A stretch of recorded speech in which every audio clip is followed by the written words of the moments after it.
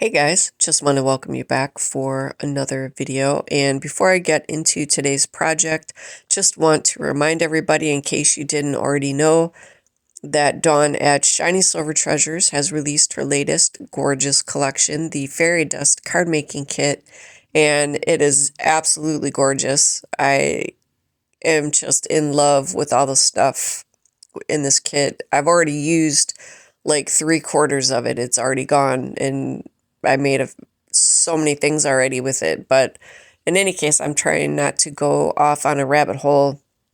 Absolutely gorgeous collection. If you want to stop here and go check out what's available with it, you can visit www.shinysilvertreasures.com. And per usual, all the links will be down in the description box for Dawn's website, her YouTube channel, as well as the links to all the other gals on the design team. Lots of inspiration has already been coming out, so I definitely recommend you go see what the gals have been up to. They are all amazingly talented, and again, just loads and loads of inspiration is coming out. And for today's project, I decided to go with a mini busted canvas. When I saw that little fairy door you can see here, I just put some gesso on it. I'm like, I have to do a busted canvas with this. And I brought in some of her cardstock. I love this soft mustard color in this. This is my current favorite, but I am biased. I love all of it. So tomorrow it could be another favorite because that is how it goes with crafting. But absolutely love it. So I got the color choices that I used. I wanted to complement this really pretty yellow. And I also brought in, you can see that little package there up kind of in the middle of the screen. It is a length of, it looks almost like a leafy vine, some kind of a trim. And I wanted to use some of that as well. So to complement the paper and that embellishment, I'm using shabby shutters here on the bottom part of the canvas panel. And I used vintage photo for edging and stamping. And for the inside of the top canvas panel, which is like the little mini wooden framed canvas, I used mustard seed on the inside. For painting the door, I used some watercolor paints that were on my desk. I just grabbed whatever was close to hand and did that. And then I used hot glue to assemble everything to attach the embellishments and the two panels together, and finished it off with some nautical rope to cover the seam of the two panels. What else did I do? I used gel medium, I believe, to attach the papers. And I think that's it. It was pretty simple, and from start to finish, this project probably took me about 2 hours, and a chunk of that was waiting for the hot glue the hot glue gun to heat up so I could use it to finish off. And my favorite thing with the busted canvas is I literally like to make it look busted. So instead of doing, a lot of gals will do like a standard circle kind of a shape, and then they roll the pieces out so it looks like it almost looks like pieces of pie or like pizza, and then they roll them up into kind of like a curled shape. I literally like to just bust it and tear it. I'll cut into it and then I just rip it. So I have a lot of satisfaction in doing that.